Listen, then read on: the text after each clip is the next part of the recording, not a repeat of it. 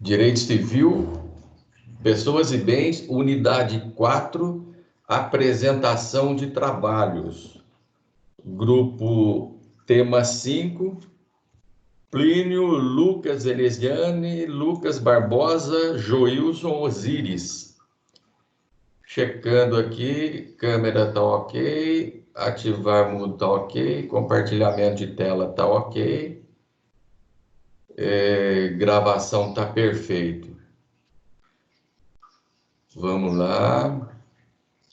Grupo, é com vocês. Unidade 4, tema 5. Liberado.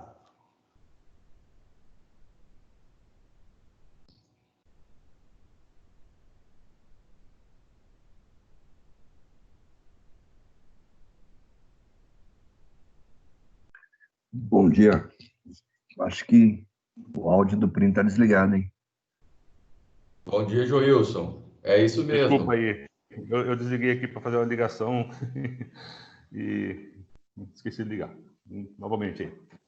Ele estava encomendando, ele estava encomendando o almoço, ele não queria que a gente escutasse. Estava tentando acordar o Lucas. Vamos lá, apresentação com vocês agora.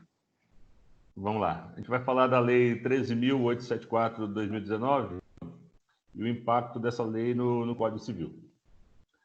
Bom, ao nosso ver, essa lei ela trouxe alguns itens a mais aos artigos do Código Civil, que antigamente só havia o caput de alguns artigos e não definiam mais explicitamente, explicando aqueles artigos, né? E, ao nosso ver, até mesmo o Poder Judiciário tinha dificuldades de interpretar algumas coisas dos contratos e tudo mais, por não haver essa especificação melhor nos artigos. Então, a gente vai falar a princípio dos artigos 113, 421 e 421-A, que a gente colocou aqui o item como prestígio à autonomia da vontade. Então, ele vai definir a vontade das partes nos contratos, né, definindo melhor como os contratos devem ser vistos e celebrados. Começando aqui pelo artigo 113, os negócios jurídicos devem ser interpretados conforme a boa-fé e o uso do lugar e sua celebração. A interpretação do negócio jurídico deve atribuir o sentido de que foi confirmado pelo comportamento das partes posterior à celebração do negócio. O que seria isso? A gente colocou um exemplo no nosso trabalho, que seria um contrato firmado de aluguel entre as partes e que o locatário, todo mês, na hora de pagar o aluguel dele, ele atrasa uma semana, 5 dias, e o locador não faz reclamação nenhuma, não cumpre o determinado contrato, as datas de pagamento e efeitos de multa, e não cobra essas multas. Então, de acordo com esse artigo, a interpretação do negócio confirmado pelo comportamento das partes, posterior à celebração do negócio. O que seria?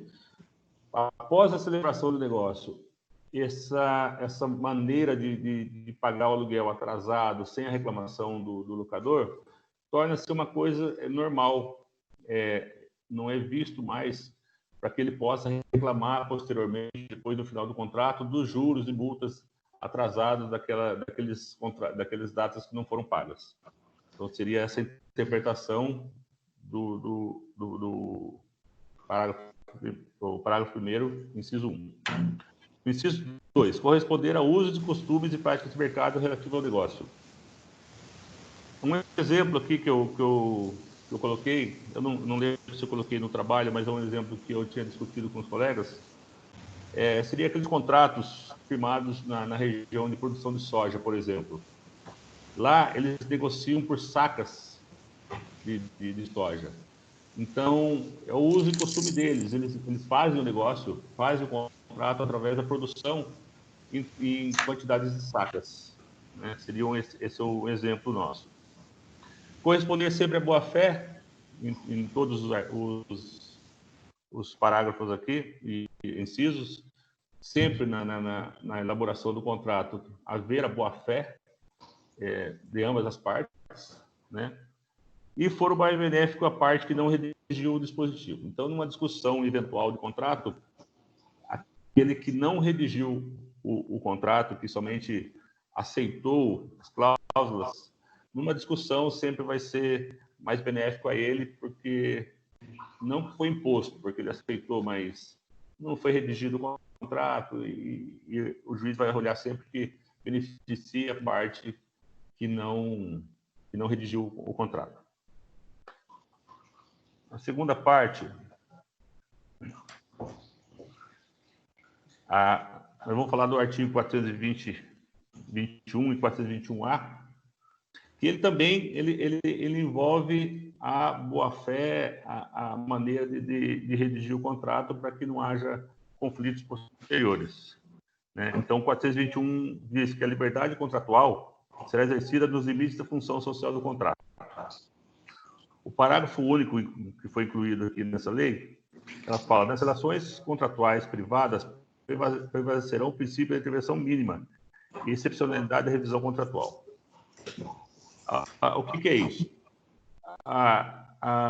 Essa lei, que é chamada de Lei de Liberdade Econômica, ela dá uma liberdade às partes de firmarem o contrato da melhor maneira possível, que nos incisos aqui são mais claros que eu vou definir, mas que se coloque tudo no contrato, sempre visando a boa-fé, sempre visando a maneira lícita, né, o objeto lícito do contrato, para que ele seja menos possível discutido isso em juízo, que ele tenha menos intervenção e só haja intervenção numa excepcionalidade mesmo. Então, o 421-A, que foi incluso pela lei, diz: os contratos civis empresariais presumem-se paritários e simétricos, até a presença de elementos concretos que justifiquem o afastamento dessa presunção.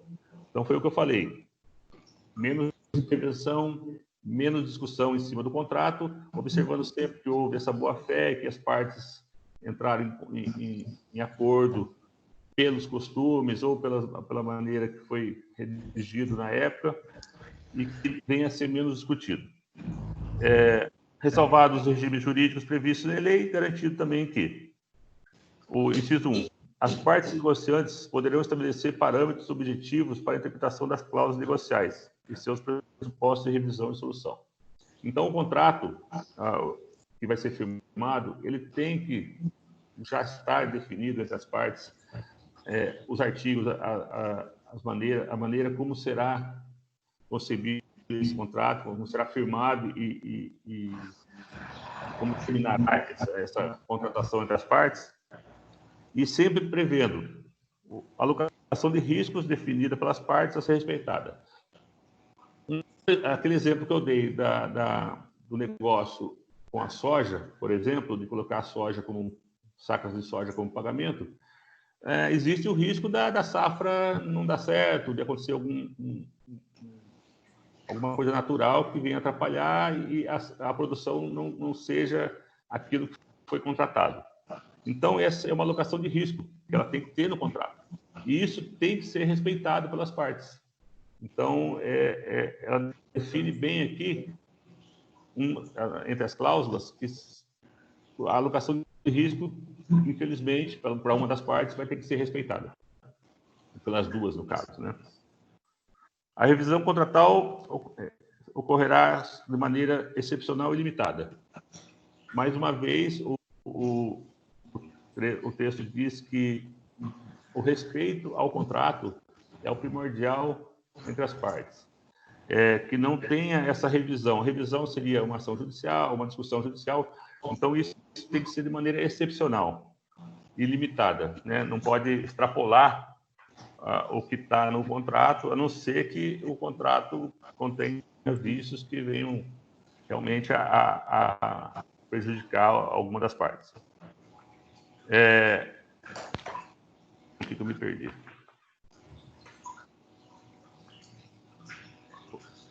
A revisão contratual. A revisão contratual é admitida tanto para contratos paritários, como eu falei, para não paritários. O único requisito da revisão contratual é a presença da autorização legal. Então, tem que ser definido no contexto do contrato, tudo mais, as formas como vão ser revisadas, se for necessário esse empecilho, essa questão de intervenção. Respeito à alocação dos riscos, como eu falei, sempre o juiz deve atentar pela alocação de risco definida pelas partes, sempre quando definido, tem que ser definido e respeitado isso aí. Isso deve ser feito não apenas quando o juiz for revisar o contrato, mas também quando ele for interpretá-lo. Então, essa nova lei, ela define formas melhor da elaboração desse contrato para que seja interpretado tanto pelo juiz como pelas partes da melhor maneira possível. Então, ele tem que ser claro, ele tem que ser objetivo, colocar os riscos que podem ocorrer e mesmo que seja o caso dos costumes, definir isso tudo em contrato. Então, a lei veio delinear um pouquinho melhor a elaboração desses contratos para que tanto o judiciário como as partes tenham melhor interpretação e tenham menos risco de uma revisão judicial sobre isso. E veio até para facilitar a questão do judiciário interpretar isso aí e resolver o imbróglio aí que pode ser jurídico. Além disso tudo, nós vamos para o artigo 49, que é a desconsideração da pessoa jurídica. Esse é importante. A desconsideração da pessoa jurídica, esse é um dos mais importantes, né? Esse é o 50. Excelente. O 49, ele é muito claro no 49A, a pessoa jurídica não se confunde com sócios, associados, instituidores ou administradores. Isso aqui é uma segurança jurídica para quem está firmando o contrato. Porque a pessoa jurídica ela tem que ser independente dos sócios. E a lei ela é muito clara nisso. Então, todo o contrato firmado e tudo mais, ele visa a relação entre pessoa jurídica e seus clientes, outras pessoas físicas ou jurídicas, mas primordial é que a pessoa jurídica não se confunda com seus sócios. A autonomia patrimonial das pessoas jurídicas é um instrumento lícito de alocação e segregação de riscos, estabelecido pela lei com finalidade de estimular empreendimentos e a geração de empregos, tributo, renda e inovação de benefícios.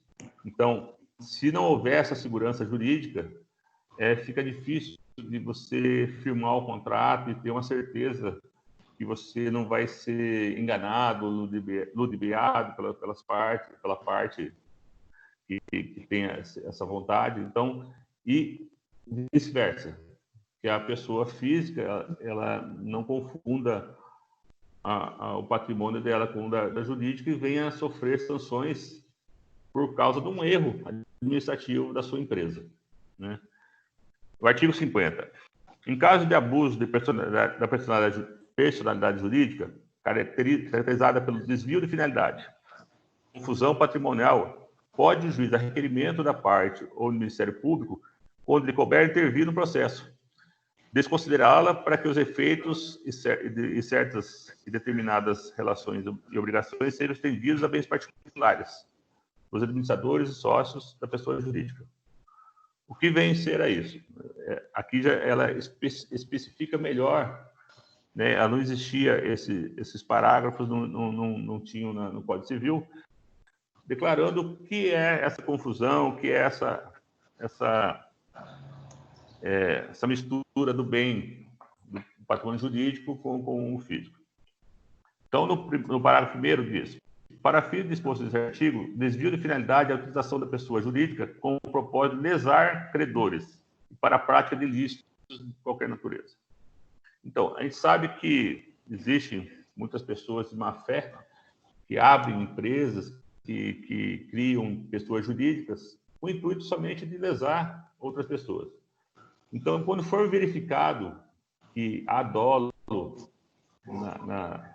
na hora não contemplar o que está no contrato, que há dolo da empresa em sonegar impostos, em usar somente a pessoa jurídica para fins ilícitos, o juiz pode intervir ali e desconsiderar a pessoa jurídica, alcançando, assim, ao patrimônio da pessoa física. Entende-se por confusão patrimonial a ausência de separação de fato entre patrimônios, caracterizada por cumprimento repetitivo de sociedade de obrigações do sócio ou do administrador e vice-versa. O que seria isso? O desvio do patrimônio da pessoa jurídica para um dos sócios ou todos os sócios. Depois eu vou entrar nessa diferença aí entre um e o outro sócio. Mas o que seria? A empresa comprar um carro com patrimônio, dinheiro da empresa, comprar um carro para o sócio, um carro de valor elevado, e não passar isso ao patrimônio da empresa, simplesmente colocar em nome do sócio. Transferência de ativos e passivos efetivas contra prestações de valor proporcionalmente insignificante. O pagamento de uma conta de telefone do sócio pela empresa não seria um fato de grande valor, mas o pagamento repetitivo de várias contas de pequeno valor, de valor insignificante, mas que no montante final gerem um desvio de finalidade grande do patrimônio da empresa, isso também é visto como a parte da desconsideração da pessoa jurídica. Outro ato de cumprimento de autonomia patrimonial, o parágrafo 3º diz que o disposto no caput, parágrafo 1º e 2º, também se aplica a extensão das obrigações de sócios ou administradores à pessoa jurídica. A mera existência do grupo econômico sem a presença de requisitos de que trata esse caput, o artigo não autoriza a desconsideração. Então, a mera existência de requisitos, mas que não haja o dolo simplesmente por uma falha administrativa e não se vendo que houve o dolo de transferir o patrimônio da pessoa jurídica para a pessoa física, ela não caracteriza essa desconsideração. Tem que haver o dolo, tem que ter a vontade de ludibriar, de modificar esse patrimônio. Não constitui desvio de finalidade a mera expansão ou alteração da finalidade original da atividade econômica específica da pessoa jurídica. Quer dizer, se no meio do contrato que já existe, ou da atividade da empresa, os sócios definirem por mudar a atividade, alterar a atividade da empresa, isso não é considerado para desconsideração, porque eles simplesmente estão mudando o ramo, eles não estão querendo ludibriar ninguém, eles estão querendo inovar na empresa. Então, esse fato não se constitui como para desconsideração. Aí eu tenho um 49A aqui mais especificado. O artigo 49A do Código Civil apenas afirma a autonomia patrimonial obrigacional, pessoal e processual da pessoa jurídica. Conceito já pacificado na doutrina e na jurisprudência. Quer dizer, já se via isso antigamente, mas não era explícito na lei. A lei ela não detalhava esses fatos, mas já havia jurisprudência em julgados anteriores. Então, essa mudança no Código Civil veio mais para definir e esclarecer melhor a desconsideração do patrimônio.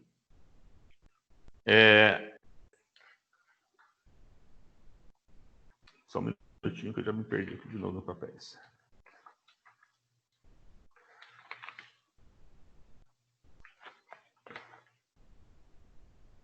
O artigo 50, a gente fala sobre benefício direto ou indireto. O que seria esse benefício direto ou indireto? É como eu disse, um dos sócios, vamos pôr, o marido e mulher, são sócios da empresa, e a mulher tem 1%, o marido 99% da empresa, e ele faz todo esse desvio de patrimônio da empresa, da pessoa jurídica para a física em nome dele. Um exemplo, ele vai comprar um carro de 100 mil reais. Ele desvia o dinheiro da pessoa jurídica, põe o nome dele, e a sócia dele, a esposa, ela indiretamente, ela está usando o carro. Ela faz uso do carro e desse desvio. Só que ela é uma beneficiária indireta. Ela não teve o dolo, ela não fez, ela não foi lá e caracterizou esse desvio.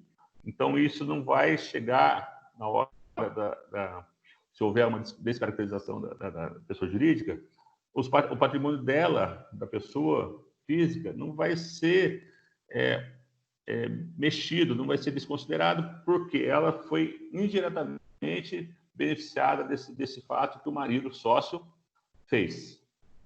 Então, é um exemplo que benefício direto e indireto. Então, o benefício foi direto a ele e indiretamente à esposa, que é sócia da pessoa jurídica. Desvio de finalidade, como já nós falamos, ele define como finalidade como sendo a utilização da pessoa jurídica para lesar credores ou para a prática de ilícito. A prática de ilícito aqui também seria sonegação de impostos e tudo mais. Quando eu trabalhava como contador, eu via muito empresas abrindo e elas tinham um patrimônio muito grande, patrimônio líquido muito grande. Um exemplo, uma empresa de ônibus, ela tinha, no início do contrato com a gestão pública, ela tinha ônibus novos e tudo mais, e no final do contrato, ela já não estava mais recolhendo impostos, FGTS não era recolhido, e, ao mesmo tempo, ela mudou totalmente a frota. De repente, da frota nova, só tinha ônibus velho e tudo mais. Então, isso aí você vê que houve já um desvio da finalidade da empresa, tudo para poder ludibriar, criar ilícito de impostos, não pagar o FGTS, e mesmo gerando um patrimônio que não era o real mais, tendo ônibus velhos lá e passando o patrimônio ou para a pessoa física ou até mesmo para outra empresa. Então, esse desvio aí, ele gera a prática de ilícito, lesa os credores, lesa os funcionários. Então, é um dos fatos que há desconsideração da pessoa jurídica.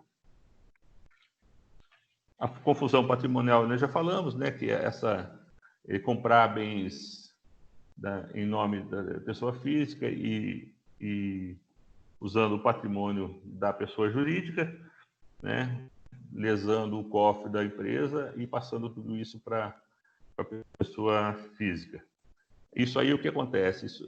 Você diluindo o patrimônio líquido da empresa e colocando no seu nome, você vai, como até então a pessoa jurídica não se mistura com a pessoa física, numa ação de empresa, de credores e tudo mais, o próprio governo em cima da pessoa jurídica, vai chegar lá e não vai ter mais patrimônio nenhum a ser alcançado para pagamento dos credores. Então, é interessante dessa lei, dessa desconsideração, é que nos casos de má-fé, de dolo, de intenção em criar esse ludibriar credores e tudo mais, possa-se chegar ao patrimônio da pessoa física para que venha a ressarcir aos credores. E um fato importante de se colocar é que essa desconsideração do patrimônio da pessoa física, ela não atinge somente o valor que foi descoberto. Por exemplo, houve lá uma movimentação de 100 mil reais para comprar um carro, mas o patrimônio líquido foi diluído com o tempo. Então, na desconsideração, o juiz determina a penhora total dos bens da pessoa física até que satisfaça todos os credores, mesmo não sabendo quais foram realmente aquelas movimentações, mas que haja visto que houve o dolo, houve a movimentação Então, até que seja suprido todos os credores e que mostre ali que essa movimentação foi ilícita, então é penhorado todos os bens da pessoa física, não só o valor detectado ao princípio numa das movimentações. E aí também tem a desconsideração inversa, que é o artigo 50, parágrafo 3º, que o que é essa desconsideração inversa? É a pessoa física injetar o dinheiro na pessoa jurídica para ludibriar credores da pessoa física. Então, ele está devendo lá como pessoa física e muito dinheiro, e ele injeta esse dinheiro de forma ilegal, né? Não especificando em contrato social, e não, mas simplesmente injetando esse dinheiro, comprando com o dinheiro dele bens da pessoa jurídica, mas sem aumentar capital social. Isso é visto como uma desconsideração inversa. O que acontece?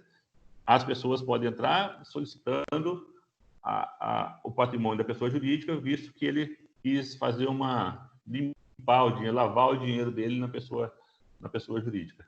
É um fato também importante, né, que para evitar as pessoas sejam enganadas tanto por pessoa jurídica como pela pessoa física, invertendo assim a lavagem do dinheiro e pondo na sua empresa, no patrimônio da empresa jurídica, da pessoa jurídica.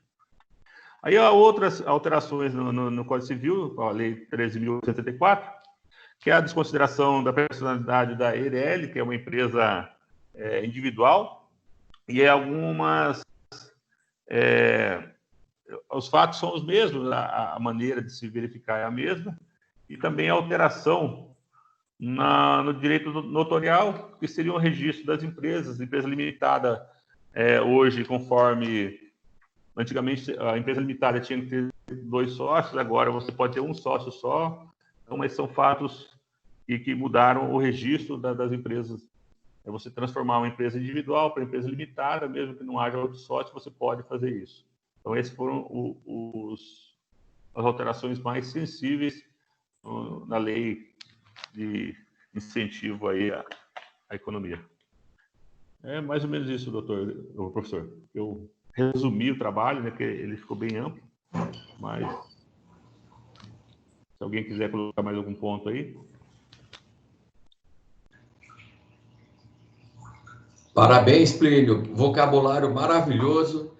Excelente vocabulário. Eu percebi que você falou que foi contador. Então, você tem um vocabulário muito bom, principalmente aproveitou aí do seu ponto de vista de contabilidade e trouxe uma excelente apresentação. Excelente, parabéns. E o Lucas Veneziani vai concordar com isso tudo? Vai acrescentar? O Joilson vai também ou não? Tá tudo bem? Tá tudo certo, professor. A gente decidiu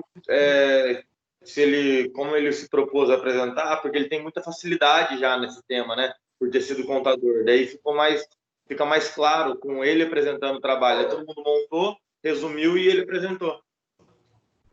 Excelente. Joilson, tá tudo certo, Joilson? Certinho, professor. Maravilha. Tranquilo. Parabéns, Plínio. Obrigado, muito professor. bom o seu trabalho, muito bom. Um excelente vocabulário. Está contratado. O grupo que é bom. Aí sentamos Legal. pessoalmente, discutimos sobre o trabalho, fizemos uma reunião pessoal, né, inclusive descumprindo aí o isolamento, mas achamos por interessante a gente conversar e discutir, porque são pontos importantes, né? A gente tem esse controle, essa junção do grupo para poder entender melhor o que está sendo debatido. É isso mesmo, pessoal. Boa parte das atividades de vocês atuando na esfera do direito, independentemente de onde você esteja atuando, o resultado final, que é a satisfação do cliente, ela vai de encontro com essas alterações. Então, se você for apresentar o resultado para o seu cliente, ele só vai ficar satisfeito na hora que ele vê o dinheiro caindo na conta dele. Até então é processual e você é que está atuando. Essa forma de consolidar todas essas informações, levar para o juiz, aquele velho jargão, dê-me os fatos que eu te dou o direito. Se você conseguir consolidar, juntar os fatos e mostrar para o juiz, é 100% de certeza que o juiz vai concordar contigo. A sentença é da cabeça do juiz, mas você já atingiu a esfera principal, que é o levantamento dos fatos.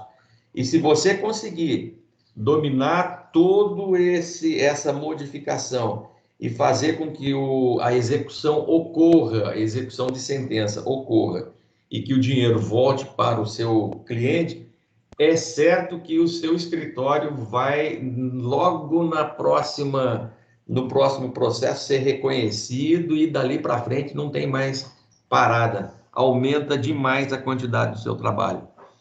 Atentem-se a isso, a solução de todos os processos morre na satisfação financeira de todos os processos.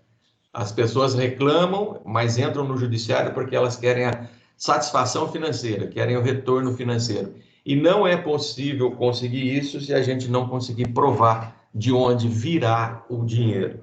Porque as mutretas, sim, existem. Parabéns do grupo aí, gostei. Obrigado. Maravilha. Pedi para vocês fecharem as câmeras aí só. Obrigado. Laura, seu grupo também vai apresentar hoje, não vai?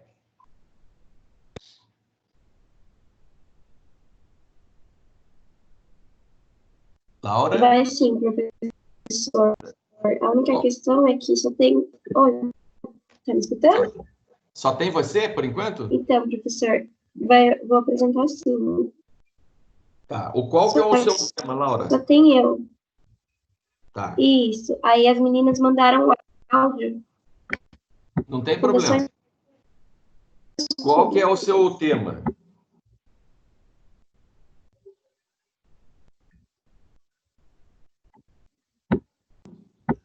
Passa para mim seu tema, Laura. Fundações públicas. Fundações públicas é o tema 7. Tá me ouvindo? Eu sim, estou ouvindo sim. Fundações públicas. Eu vi que você encaminhou o trabalho. É que eu não estou com ele aberto aqui agora, por isso que eu estou pedindo para você. Laura, quem mais?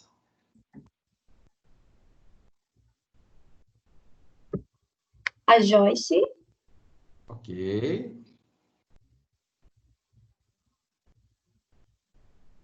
A Laura Stephanie. Ok.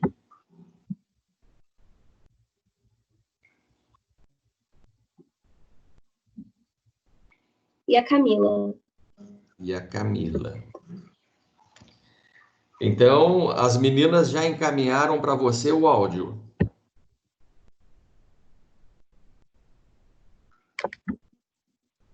Isso, elas me encaminharam o áudio da parte dela. Ok, Laura, liberado para você então. Boa apresentação. Obrigada, professor. Bom dia a todos. Primeiramente, eu vou tentar compartilhar a tela com vocês. Se puderem confirmar se está dando certo.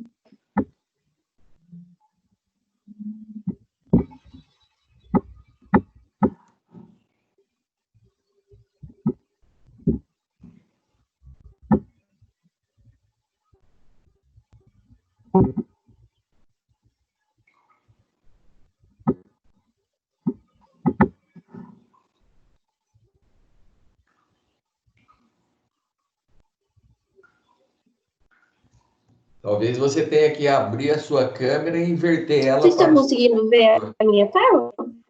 Não, a gente não consegue ver, Laura. Talvez você tenha que abrir a sua câmera e inverter ela para a sua tela.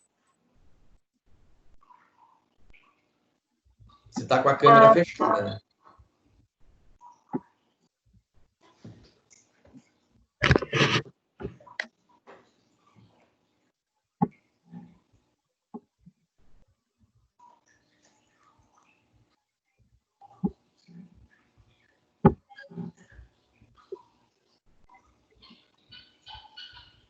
Ok.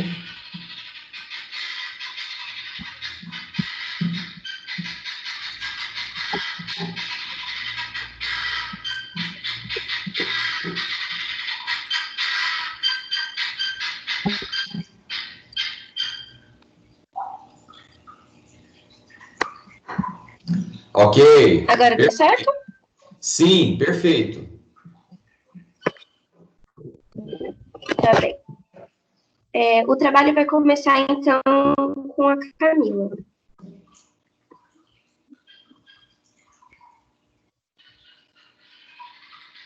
Meu nome é Camila Siqueira. Eu vou falar um pouquinho sobre o conceito de fundações públicas. A fundação é a personificação de um patrimônio, ou seja, primeiro você tem um patrimônio e confere a ele personalidade jurídica. Por exemplo, você tem um conjunto de bens, veículos, imóveis, etc. Aí você confere a todo esse patrimônio personalidade jurídica. Você para depois você ter a PJ, né, a pessoa jurídica. Na fundação, esses bens ele pode ser privados ou públicos. Como a gente está falando apenas de fundações públicas, então os bens utilizados para a sua criação, obviamente, serão de natureza pública. Então, quer dizer que o Estado, ele pega um conjunto de bens e dá a esses bens a personalidade jurídica, o que significa que será uma fundação pública. E essas fundações, elas não possuem fins lucrativos, ela tem finalidade coletiva relacionada à saúde, à cultura, à educação, pesquisas e etc. Tem alguns exemplos que eu deixei citado sobre fundações públicas, que é a FUNAI, né, que é a Fundação do Índio, a FUNASA, a Fundação Nacional da Saúde, o IBGE, entre outros. Agora vai ser a parte da Joyce.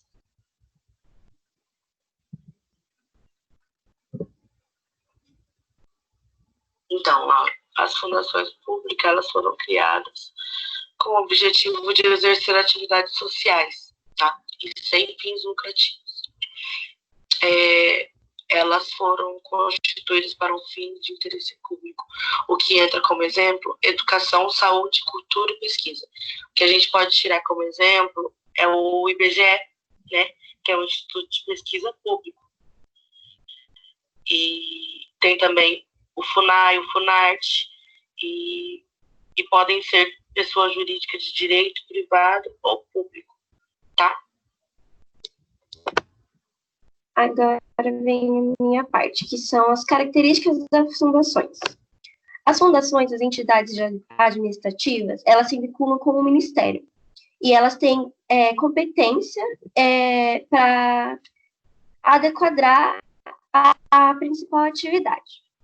Com isso, existem as características, que são a dotação patrimonial, que ela pode ser totalmente relacionada ao poder público, semipúblico ou semiprivado. A personalidade jurídica, pública ou privada, atribuída pela lei. O desempenho atribuído ao Estado no âmbito social, a capacidade de autoadministração e sujeitação ao controle administrativo ou tutela por parte da administração direta nos limites da lei.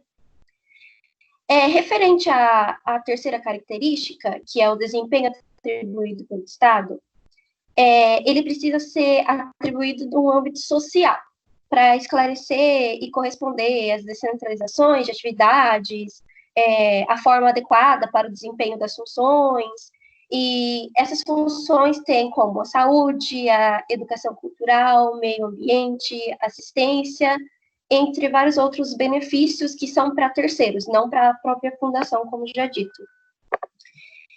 E as demais características, elas são classificações supermencionadas. A gente pode ressaltar que as fundações públicas, elas fazem parte de um órgão administrativo público indireto, conforme mencionado no dispositivo federal do artigo 4º do decreto da lei 200 de 67. Neste sentido, tem várias controvérsias em relação ao que ramo do direito as fundações são. Alguns dizem que ele pode ser privado, público e relacionado a qualquer outras fundações. Então, portanto, a gente tem duas classificações das fundações.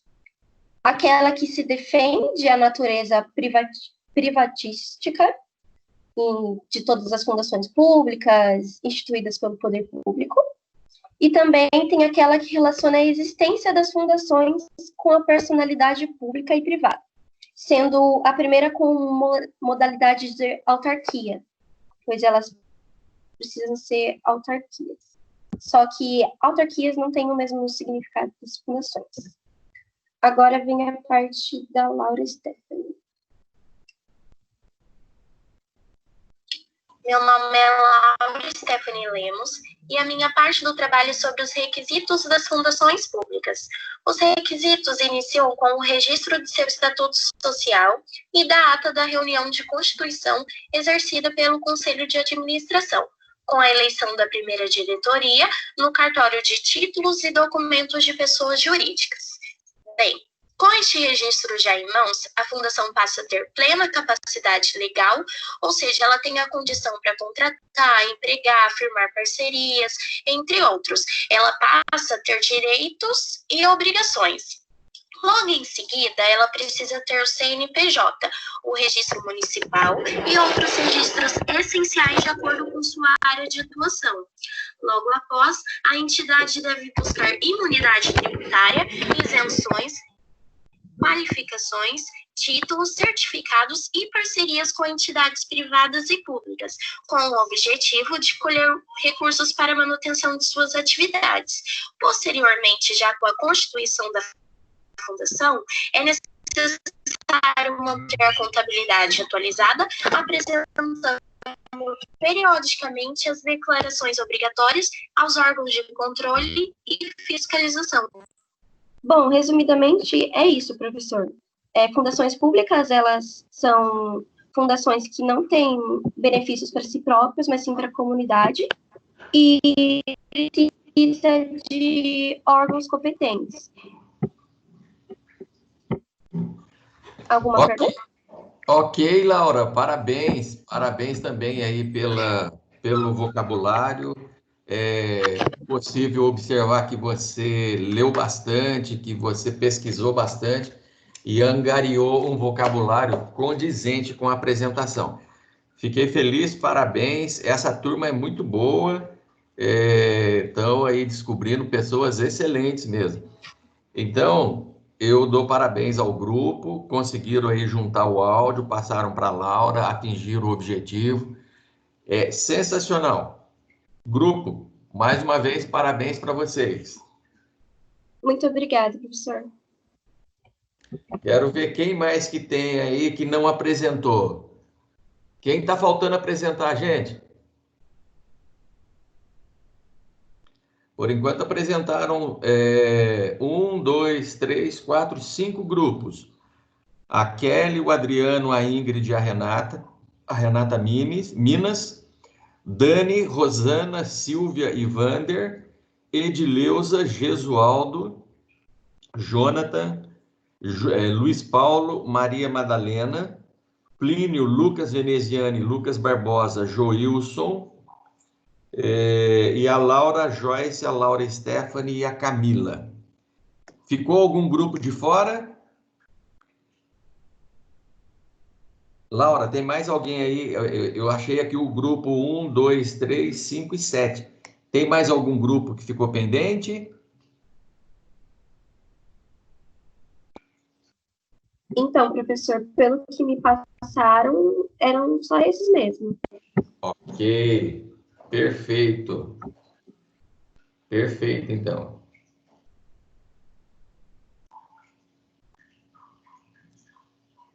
Ok, então, gente, vamos lá. Se todo mundo apresentou, não restam mais pendências, vamos aproveitar aí mais um pouquinho do nosso tempo para falar algumas coisas interessantes. Professor. Oi, querida. Bom dia. Bom dia. Professor, então, o que eu vou falar agora não tem nada a ver com a aula, eu só queria uma informação. Eu preciso entrar em contato com a Anhanguera e eu preciso saber se eles estão abertos, se está funcionando, se tem alguém lá. Edileuza, seria interessante você ligar primeiro lá. Provavelmente eles estejam trabalhando, mas eu acho que o portão acesso, eu acho que não está aberto. Meu Deus, e agora? O que eu faço? O meu boleto veio errado. Ok. Você faz... Bom, o que eu faria se fosse você? Eu entraria em contato com o coordenador e pediria para que o coordenador encaminhasse você. Ou então já ligar direto para a secretaria da Anhanguera e procurar o caminho para poder fazer o acesso. Liga para a Anhanguera e tenta procurar esse acesso. Tá, eu vou tentar fazer isso, mas é que eu já tentei e ninguém atende. Nossa Senhora. E o último dia para pagamento é amanhã. Sei. Formaliza a reclamação no site no seu acesso e formaliza. Pelo menos vão ter registrado lá a reclamação sua anterior ao vencimento. Ou então você liga no financeiro. Eu acho que tem o número do financeiro lá divulgado no grupo. Explica a sua situação. Em todo caso, o que pode acontecer é você pagar o seu boleto agora no valor que veio errado e no próximo boleto eles vão te reembolsar. Tá, eu vou ver o que eu faço. Obrigada, gente. Oi. Edileuza, era o que eu ia falar. Você paga antes da data de vencimento, só que, igual o Plínio falou, você formaliza para ter um registro de que veio errado. Aí, mês que vem, eles te ressarcem. Já aconteceu comigo isso. Já aconteceu, Laura? Já aconteceu mês retrasado comigo. Eu tive que pagar. Veio um valor exorbitante? Sim, veio sem os descontos.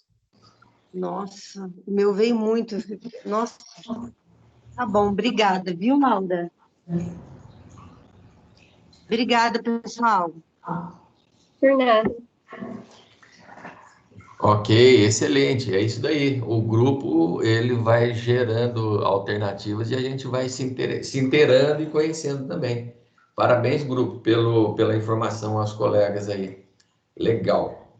Então, pessoal, vamos dar uma olhadinha num assunto que eu acho aqui bastante interessante, só para resgatar esse conceito dos bens públicos, para a gente perceber que nem todo bem público é da forma que a gente observa segundo a doutrina ou que a gente encontra aí pela internet. De modo geral, os bens públicos são divididos em 3 categorias: os bens de uso comum do povo, os bens de uso especial e os bens de uso dominical. Dominical não vem de domingo, vem de domínio, dominial. Então, eu tenho 3 classificações. Independentemente das 3 classificações, todos eles serão bens públicos. Então, a particularidade do bem público é a divisão em 3 características diferentes. Onde é que eu encontro isso daí? Se eu for lá no nosso Código Civil, mantenha o Código Civil riscado, pintado, atualizado. É muito importante, é uma ferramenta que você tem no dia a dia e é uma ferramenta que você vai utilizar para fazer o seu trabalho, né? Então, dos bens públicos, tá aí, os bens públicos são públicos, os bens de domínio nacional pertencentes às pessoas jurídicas de direito público interno. Então, todas as pessoas jurídicas de direito público interno, eu posso colocar aí nação, estado, município, autarquia, tal, todos eles de direito público interno. E aí o legislador resolveu dividir isso em 3 categorias: uso comum, uso especial e dominical. E aí ele vai dizer, conforme o artigo 99, que o uso comum são os rios. Todas as pessoas podem usar os rios? Sim. Todas as pessoas podem usar o mar? Sim. Eu posso vender o rio? Eu não consigo atribuir valores para o rio, portanto, eu não consigo vender um rio. Não consigo atribuir valores para o mar, então eu não consigo vender o mar. Mas eu consigo vender uma estrada. Se eu conseguir atribuir valorar uma estrada, eu consigo vender. Mas enquanto ela estiver classificada como Uso comum, eu não posso vender. Eu só vou vender essa estrada se eu tirar ela de uso comum e transferir para um uso dominical, como se isso fosse possível, né? Normalmente a gente encontra lá aqueles condomínios pequenininhos, que era só uma rua sem saída. Porque para eu transferir de uso comum para dominical, eu preciso ter certeza que outras pessoas não precisarão utilizar. A partir do momento em que mais de uma pessoa continuaria utilizando, eu não posso transferir para uso dominical. Então, eu não vou conseguir transferir uma estrada, porque pessoas utilizarão. Então, é de uso comum.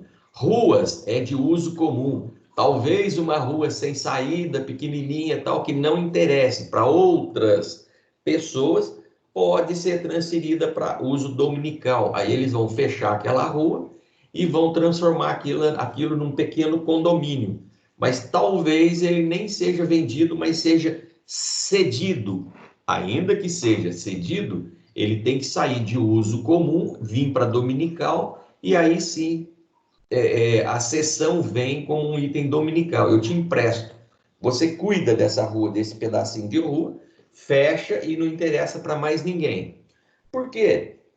Se vier a ter uma outra rua lá no fundo, que interligue essa rua antiga que era sem saída, ela vai se interessar para outras pessoas. Aí eu não posso voltar ela para uso comum. Portanto, provavelmente o município vai transferir para uso dominical, não vai vender e vai transferir isso vai ceder apenas a posse direta e vai guardar para ele a posse indireta. Então, essa é uma característica bastante interessante que a gente precisa ter em mente. E o uso especial, tais como os edifícios, os terrenos destinados ao serviço, por exemplo, o prédio da USP. O prédio da USP é específico da USP, é um prédio público, é um prédio de uso das pessoas que estão relacionadas como alunos, então eles podem acessar o prédio, eles podem entrar no prédio, somente eles podem entrar nos laboratórios, totalmente controlados. Então, é um uso especial. Esse uso especial é específico de um grupo de alunos de engenharia química, por exemplo. Somente eles é que podem entrar nesse prédio aí. Então, por que eu estou trazendo isso? Porque eu preciso ter em mente que um bem público pode ser transformado num bem dominical. E se for transformado num bem dominical, ele pode sim ser alienado. Um bem especial, ele, enquanto conservar a característica desse bem especial, ele não pode ser vendido, ele não pode ser alienado. A partir do momento em que ele saia dessa classificação e vá para a classificação de um bem público, ele pode sim ser alienado. Por que eu estou trazendo isso? Porque eu acho isso aqui muito importante, gente. Olha, deixa aqui eu recuar aqui, deixa eu ver se eu trouxe para cá. Não trouxe aqui, mas eu vou buscar aqui. Deixa eu ver aqui. Olha só, é isso aqui que eu acho interessante. Aqui achei. Ou seja, um bem público afetado significa que ele foi afetado para utilização. Então, ele pode ser um bem de uso comum, ele está sendo utilizado. Ele tem uma aplicação, está lá, uma van do SAMU, por exemplo, uma ambulância, tal, ou coisas parecidas. Então, ele está sim sendo utilizado. Pode ser um bem de uso comum, um bem de uso do povo, ou um bem característico, específico do SAMU, específico da USP e assim por diante. E a gente consegue observar aí na estrada que, de vez em quando, a gente vê um carro antigo do Exército que foi vendido. Exatamente isso. Era um carro de especial, tá? Ele estava lá na classificação de um bem público de caráter especial e não interessou mais para o Exército. Talvez porque a manutenção teria que ter um cuidado maior e o exército precisasse de um item mais ágil, coisas assim, parecidas. Então, ele foi desafetado.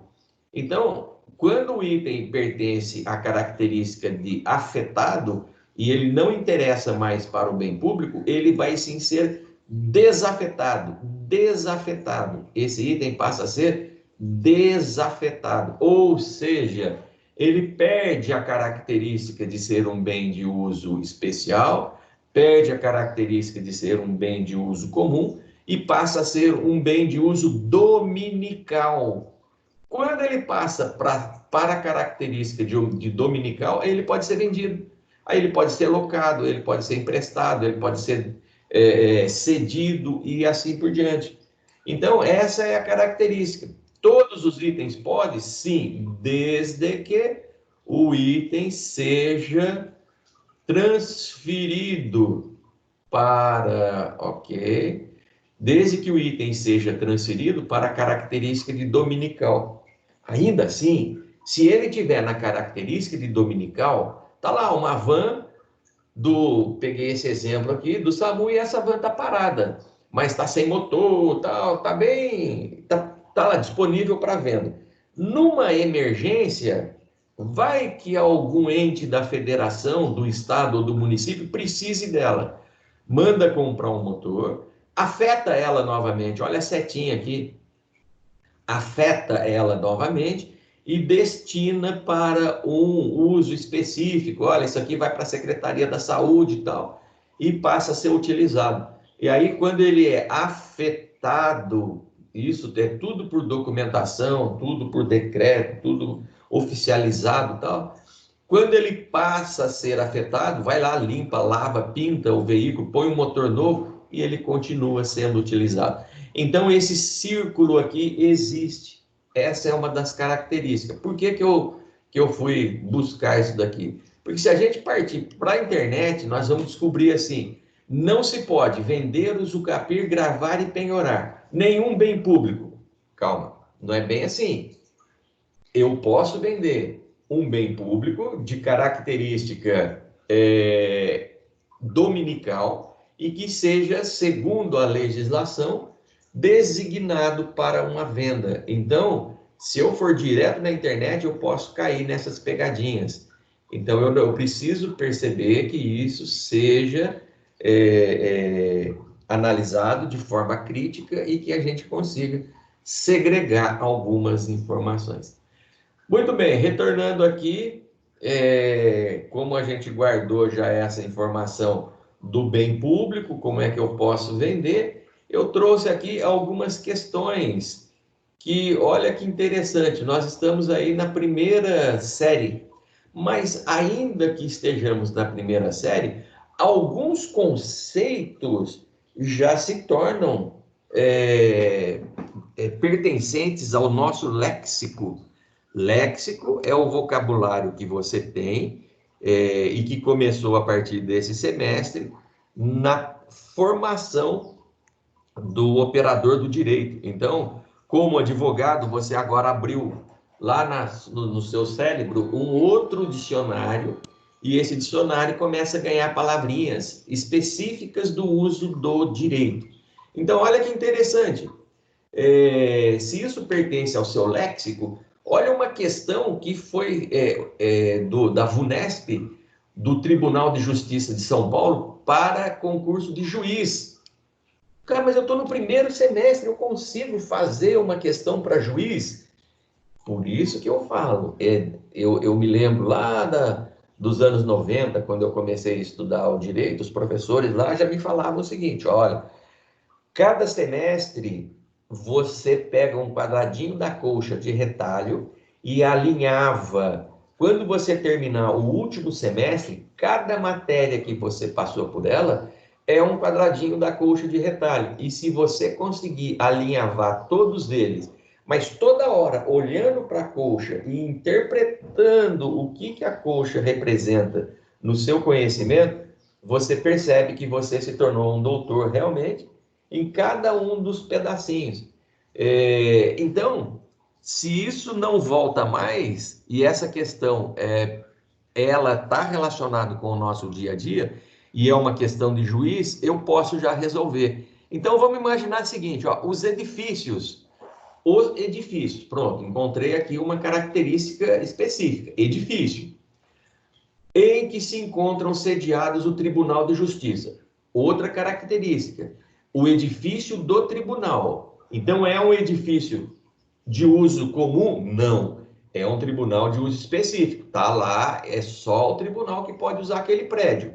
As pessoas podem entrar, as pessoas podem sair, mas desde que seja organizado e administrado esse conceito. Perfeito. Então, esses edifícios em que se encontram sediados o Tribunal de Justiça, fica onde? Na Praça da Sé. Por enquanto, na Praça da Sé não significa nada para a gente. E o Fórum João Mendes? Então, está lá na Praça da Sé, entre o Fórum João Mendes e tal. Por enquanto, o específico é isso daqui, edifício do Tribunal de Justiça. Eles podem ser classificados dentro dos bens públicos? O que é que a pergunta está me fazendo? Esse edifício, ele pode ser classificado como? Vamos de trás para frente aqui. Como um bem dominial ou um bem dominical? Não. Por quê? Porque é um bem de uso específico. É um bem pertencente ao Tribunal de Justiça. Ótimo. Já matei essa alternativa. Não é mais. Ele é um bem dominial ou dominical de propriedade do Tribunal de Justiça. Ele é um bem cuja a posse está com o Tribunal de Justiça do Estado de São Paulo. É específico, mas não é um bem dominial. Não é um bem dominical. Pronto, excluí essa opção aqui. Outra opção. Ele é um bem de uso comum do povo? Não, de cara, não precisa nem continuar lendo o restante. Vou ganhar tempo. Pau, não pode ser um bem de uso comum, porque ele está dizendo que é um edifício do Tribunal de Justiça. Então, é de uso especial. Matei essa opção. O que me sobrou? Um bem de uso especial? Sim, tá certo. Pertencente à fazenda? Sim. Afetado, ok, afetado ao uso do Poder Judiciário. Então, quando ele foi afetado para o Poder Judiciário, ele ganhou a característica de uso especial. Pau, matei, não restou dúvida. Então, isso é o que eu falo para vocês. Como é que funciona o conceito para eu passar para o segundo bimestre? Não posso mais esquecer das coisas que passaram no primeiro bimestre. Eles já fazem parte da minha formação de advogado. Maravilha. Vamos pegar uma outra aqui, um outro exemplo. Está lá, 2014, defensor público estadual lá do Paraná, tá? Então, é uma questão lá do Paraná para defensor público. Professor, depois que eu me formar, eu posso fazer essa prova para defensor público? Claro que pode. E, com certeza, ganha bem, não tenho dúvida disso. Então eu vou ser um defensor público. Maravilha. Não é tão concorrido, tá? Não é tão concorrido. As praças, já entrou uma característica aqui, praça. Eu sei que praça é uso comum, todo mundo pode andar na praça. Maravilha. Não existe uma praça de uso específico, só para um lugar. Não existe essa característica de bem dominical. Então, praça é de uso comum do povo.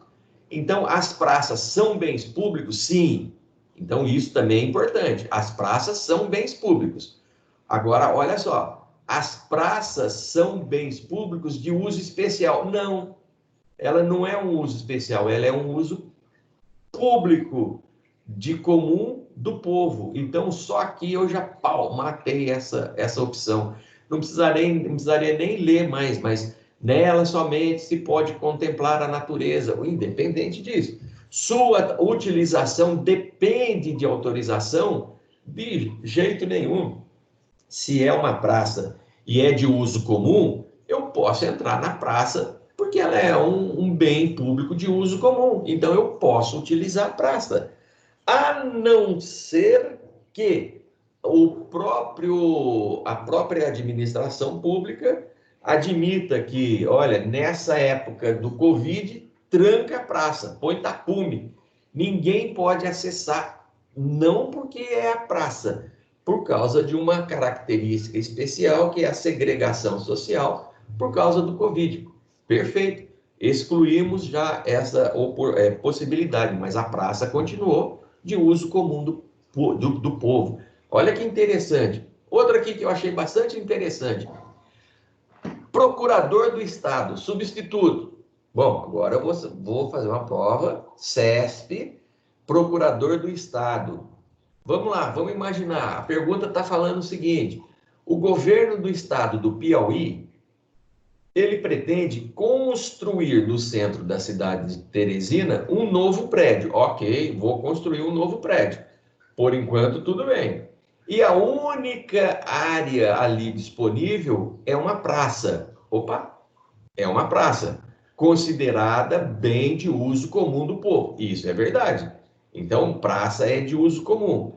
Nessa situação, a administração deverá procurar outro local devido à impossibilidade de desafetação. Pronto, matou a questão, é falsa. Tudo aqui estava vindo bonitinho. Só que nessa característica aqui, nessa situação, a administração vai procurar outro lugar, porque só tem aquela praça. E a praça não pode ser desafetada. Pode sim, pode sim. Ela vai ser desafetada para uso especial, tal, e vai ser construído ali um prédio, porque os dois itens são bens públicos. Pau, matei essa questão aqui. Penúltima, estabelece o regime jurídico aplicável aos bens públicos. Vamos ver. Vamos procurar a primeira alternativa. Tanto os bens de uso comum, bens de uso comum, do povo, como de uso especial, ok? São inalienáveis. Se ele continuar com a característica de uso comum e de uso especial, são sim inalienáveis, sendo por essa razão vedada à administração sua desafetação. Pronto, matou exatamente nessa condição. Veio bonito, mas aí de repente derrapou, e aí falou que vedada à administração sua desafetação. Pronto, quando ele colocou essa característica, já perdeu a informação. No ordenamento pátrio, existem bens de domínio privado do Estado, porque mesmo os bens públicos desafetados são inalienáveis. Pronto, matou também. Uma opção que já é incoerente com a afirmativa. Vamos pular a verdadeira, vamos para cá. Os bens dominiais ou dominicais do Estado, porque submetidos a um regime de direito privado, ok? Um bem, estou transferindo ele para uso de direito privado. Podem ser adquiridos por uso capião. Pau, acabou a conservação. Não existe aquisição de bens pelo Estado por uso capião. Não existe uma forma do direito privado a adquirir um bem do direito público por meio do uso capião. Todavia, o direito público, o bem público, o ente federativo pode adquirir do particular por meio do uso capião, tá? Então, o particular não pode pegar o público, mas o público pode buscar do particular por meio do uso capião, em razão do princípio. Então, matou essa condição aqui. A alienação de bens públicos, a venda, alienação de bens públicos, móveis ou imóveis, não prescinde de autorização. Está aqui, imóvel prescinde de autorização. Tem em São José dos Campos uma série de decretos aí, de leis, dizendo, olha, a Câmara está aprovando a venda desse bem imóvel aqui para que foi desafetado, está lá na característica de dominial ou dominical, e ele vai ser vendido para fulano de tal, e todas as características. Pronto, feita essa transferência, a Câmara aprova e transferiu o domínio. E a gente vê aí cidades que querem crescer. A cidade vai começar agora, tá cheio de terreno lá. Traz pessoas para cá, doa o terreno. Só que essa é uma característica especial que tem que ser feita com aprovação e cada terreno vai ser transferido a posse e a propriedade para uma pessoa, mas tem que ser autorizado. Então, o bem imóvel tem que ser autorizado. E aí sobrou essa daqui, os bens dominicais. Perfeito. Do Estado, pode ser do Estado, da Federação, da União, do município, da autarquia, e assim por diante. Nesse caso é do Estado. Comporta função patrimonial ou financeira, podendo, por exemplo, ser locados. Sim, ele pode ser locado, ele pode ser cedido, ele pode ser transferido, ele pode ser alienado na forma da lei. Então, ele vai ser, por meio da lei, vendido, locado, transferido, mas desde que ele esteja na classificação de dominical. Perfeito, aprovou. Questão para frente. E a última, que eu achei bastante interessante, que eu trouxe para a gente discutir, a afetação e a desafetação dizem respeito ao regime de finalidade. É claro, dos bens públicos, no sentido de destinação que lhe possa dar. Então, se eu vou afetar para quem? Afeta para o Exército, afeta para a Secretaria da Agricultura, afeta para a Secretaria do Meio Ambiente, para a Secretaria da Educação e assim por diante. Afetei. Está afetado para um desses, desafeta ele.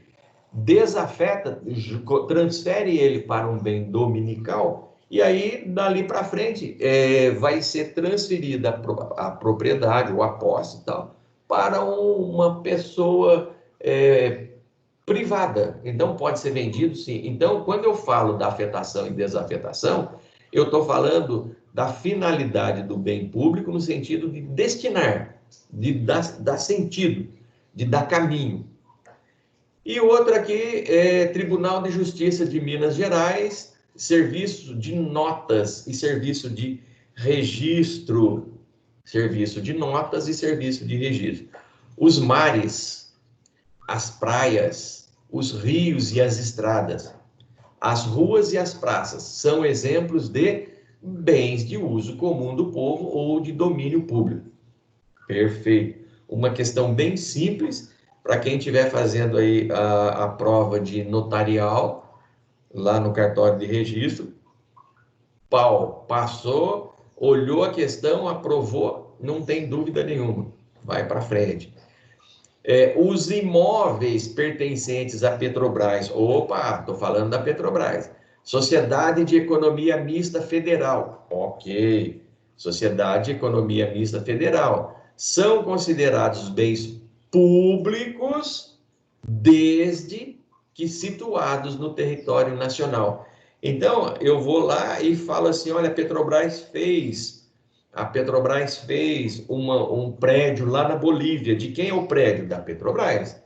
E pertencente a quem? Pertencente ao Brasil. Então, esse prédio é da Bolívia? Não, esse prédio é da Petrobras, construído num terreno da Bolívia.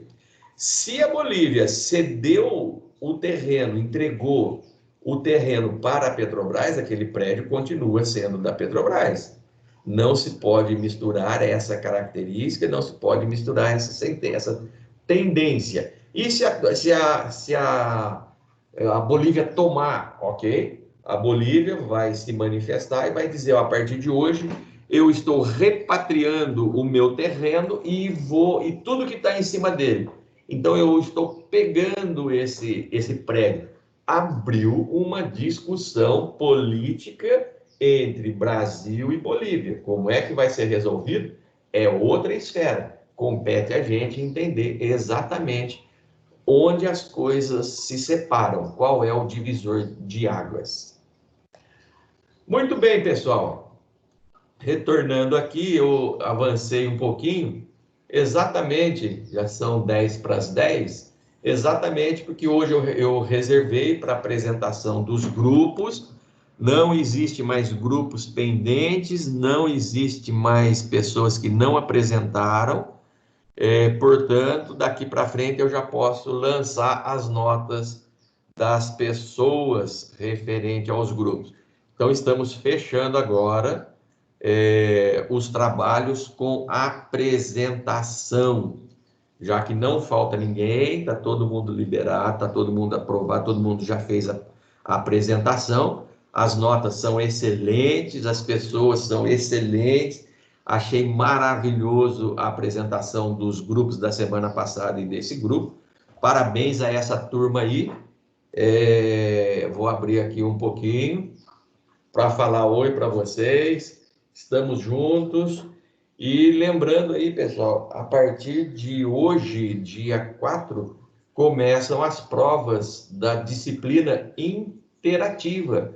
Começam as provas das disciplinas blended, das 100% online.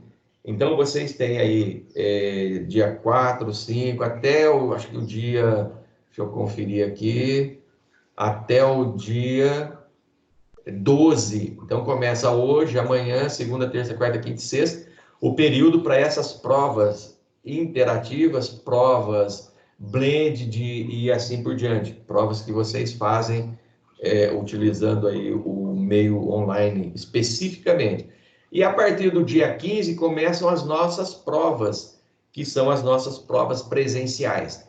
Então, nós estamos aqui, segunda, terça, quarta, a nossa prova será no dia 18. Então, você vai abrir dia 18, dia 19 você já devolve para mim, eu já corrijo e já vou lançar nota. Todos os trabalhos eu encerrei e vou lançar as notas a partir da semana que vem. Talvez esse daqui já consiga lançar já sábado agora. Fecho aí sexta, sábado e já começo a lançar as notas dos trabalhos de apresentação. Pego aí as atividades 1 e 2, já faço o lançamento e fica pendente exclusivamente as nossas disciplinas presencial. E aí fez a prova 18, 19 e eu já lanço, talvez no dia 20, essa nota já está encerrada, para ver quem é que vai ficar de exame e assim por diante. Corrido demais esse mês aqui, porque as coisas se encerram com rapidez e eu quero agradecer aí, pessoal, parabéns a todos vocês. É um sistema novo que a gente foi obrigado a utilizar, mas dentro de todas as escolas que eu tenho visto, são raras as que estão cedendo para vocês, sabe, essa oportunidade. Você está aí dentro da tua casa, abre a sua câmera, está no seu trabalho, e você consegue ouvir, me ver, fazer as suas atividades e tal, e nós estamos muito próximos. Professor, não entendi. É como se a gente estivesse lá na sala de aula. Professor, não entendi, me fala alguma coisa, tal. Então, eu achei bastante interessante, e eu trago aí para vocês o que foi possível, né? Então, nós fizemos aí por necessidade, aí vamos corrigir a internet, vamos arrumar lugar, vamos preparar tal, e começamos, cada um começou aí dentro da sua possibilidade, mas estamos conseguindo vencer mais esse desafio e utilizando aí as nossas oportunidades. Valeu, pessoal, muito obrigado pela participação. Estou encerrando agora. Se alguém tiver alguma dúvida, só vou fechar minha câmera aqui, tá? Continuo aqui no áudio. Agradecendo vocês a participação e encerrando a nossa atividade. A partir da semana que vem, nós se encontramos, na outra semana, a gente se encontra para fazer as nossas provas. Beleza, pessoal? Muito obrigado pela participação de vocês. Valeu, professor. Bom dia. Obrigada, professor. Bom dia. Obrigada, professor. Bom Valeu, dia. professor. Bom dia. Um abraço. Um abraço a todos. Um abração. Obrigada. Bom dia, professor. Bom dia, Silvia. Obrigado você. Um abração. Obrigada, professor. Tenha um bom dia. Bom dia, querida. Até mais, professor. Deus abençoe. Amém. Prazer, Wanda.